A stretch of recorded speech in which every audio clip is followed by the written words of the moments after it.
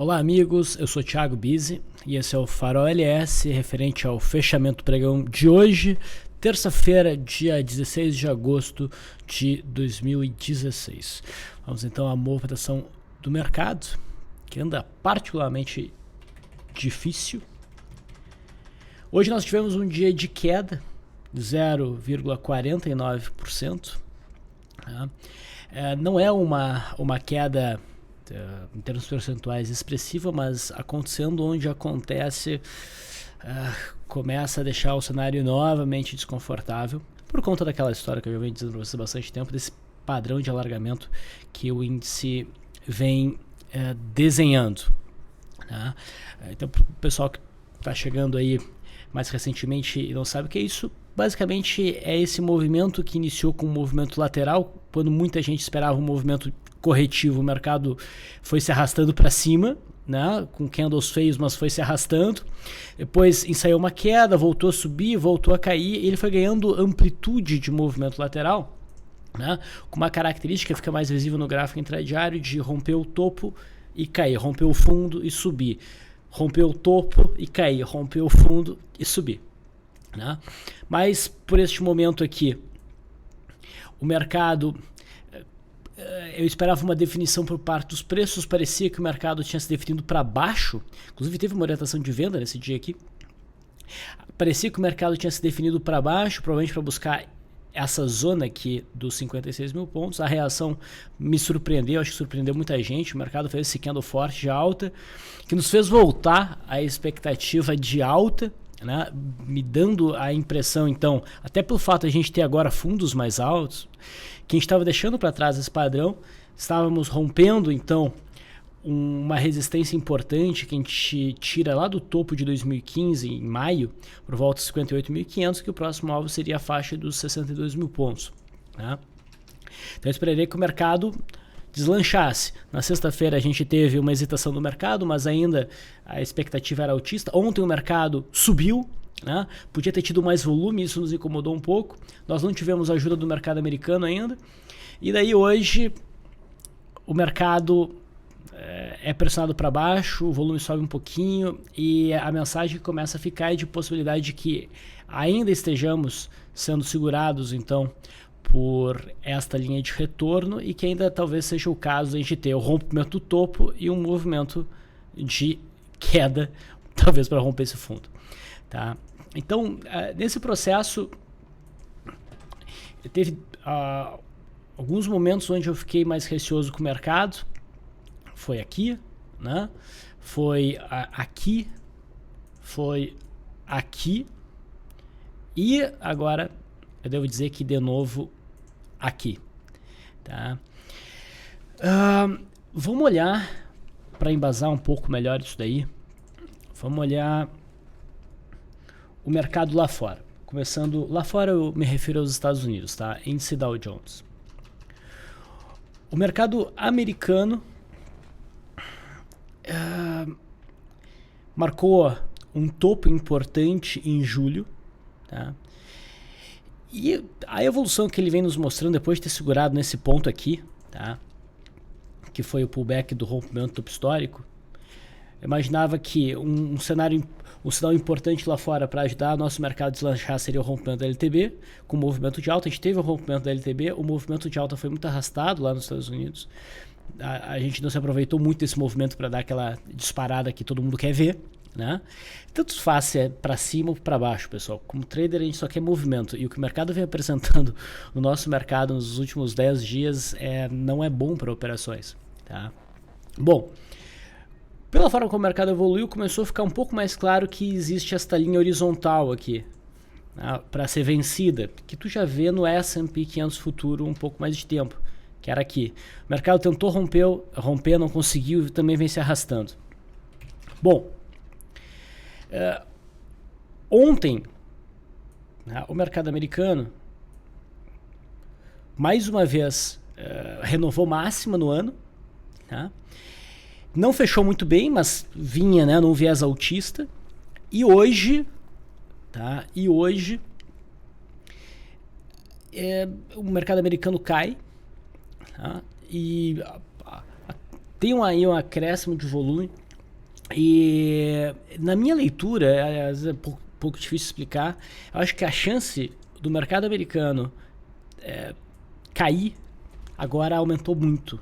Né? Ele teve inúmeras oportunidades de deslanchar e o mercado americano não conseguiu. Então, assim, no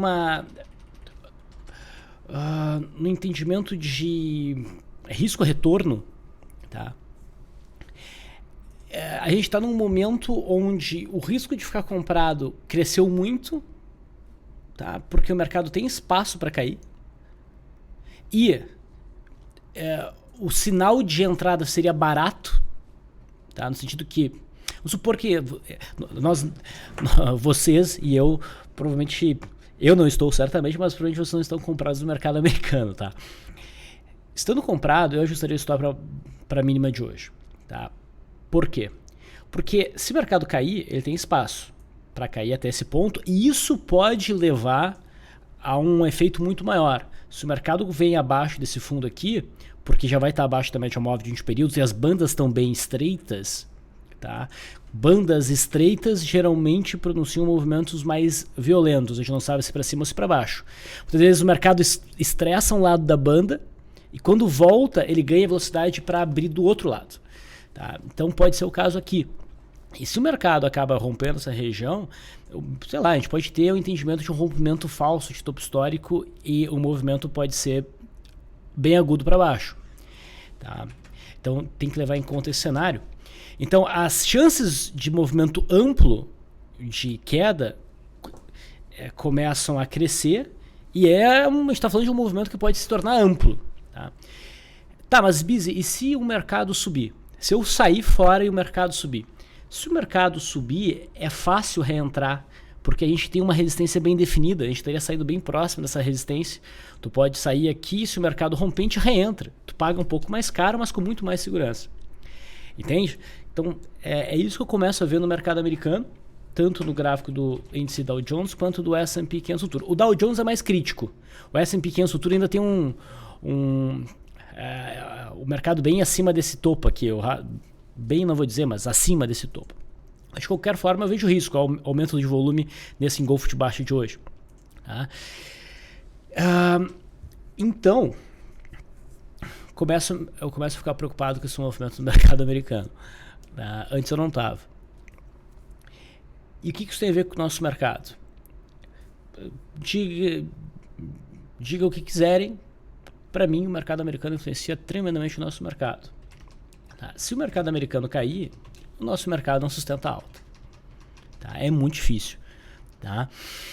E daí o que a gente vê? A gente vê o índice Bovespa, né, tendo tido oportunidade de deslanchar, volume baixo ontem e hoje, né, que sofre pressão vendedora, o volume sobe. Tá? Eu não acho que seria muito fácil uma reentrada. Assim, se a gente está comprado, de fato a gente está comprado no gráfico do WinQ16, tá, nas recomendações que eu passo. Tá? São recomendações numa área fechada, então elas não ficam óbvias para quem está assistindo essa parte.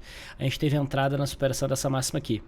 A gente não, apesar da alta aí de 1,5%, de uns 800 e tantos pontos, a gente não alcançou um alvo para a realização parcial. E agora o mercado volta para dentro. Tá?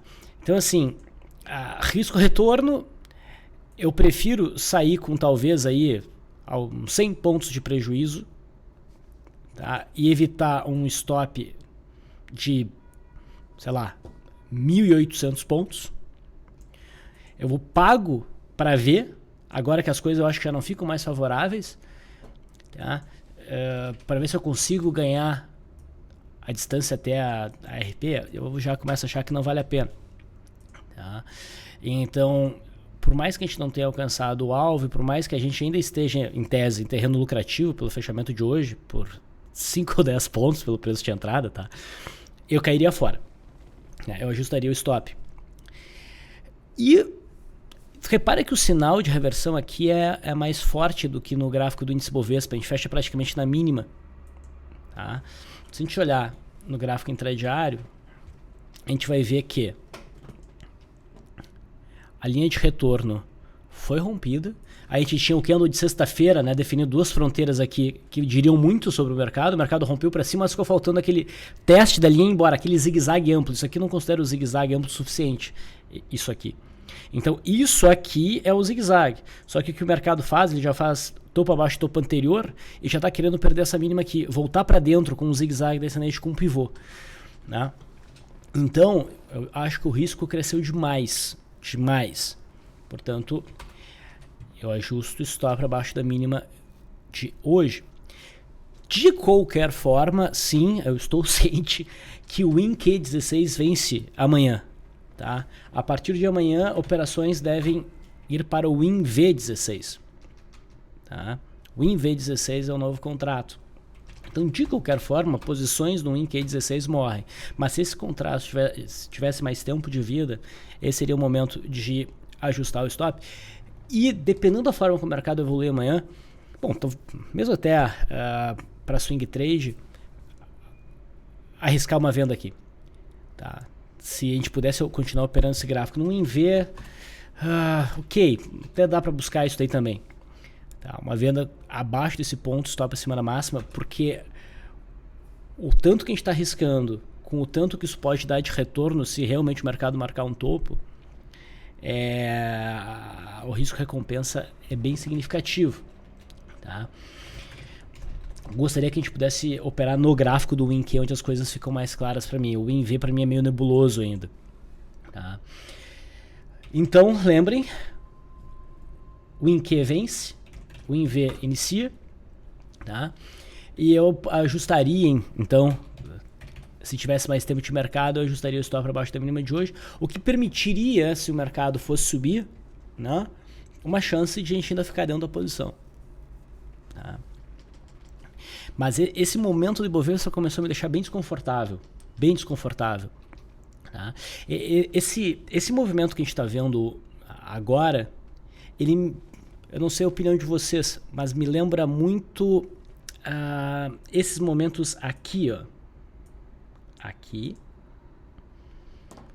e aqui. De certa maneira, né? Um topo, dois topos, três topos caiu. Um topo, dois topos ou um topo, dois topos, três topos caiu.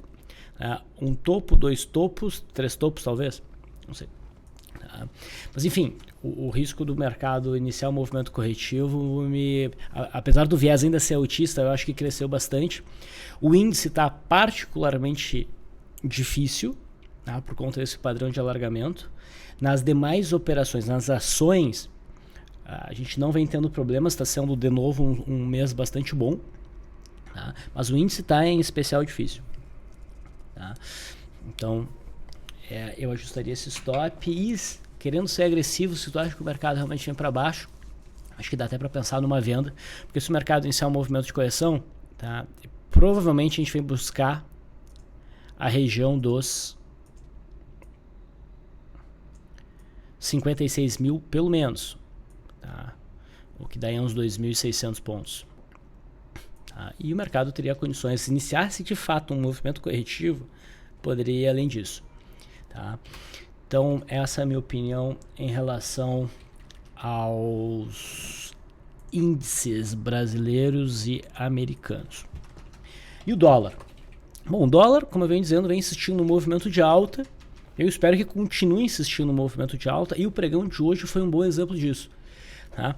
O dólar abriu numa boa queda. Vamos pegar o contrato WDU 16, que não está vencendo, fiquem tranquilos, tá? Os vencimentos são diferentes. Tá?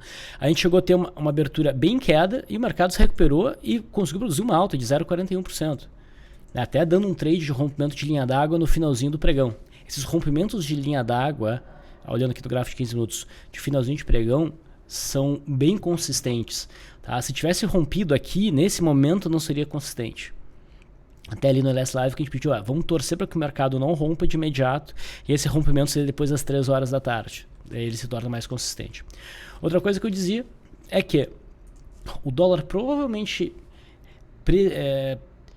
vivenciaria um período, se o dólar fosse viver, mais direcional para alta, No momento que a gente tivesse o rompimento dessa região aqui, ela começa a ser rompida, mas é um rompimento esticado, o mercado operou pouco tempo acima desse ponto, enfim, a gente precisa daquele cenário de zigue-zague, principalmente. Mas, por exemplo, a gente abre em gap de baixo amanhã e o dólar sobe rompendo a linha da água, né, nessa parte inicial do pregão, primeira hora, nas 2 primeiras horas, tende a ser uma operação muito boa.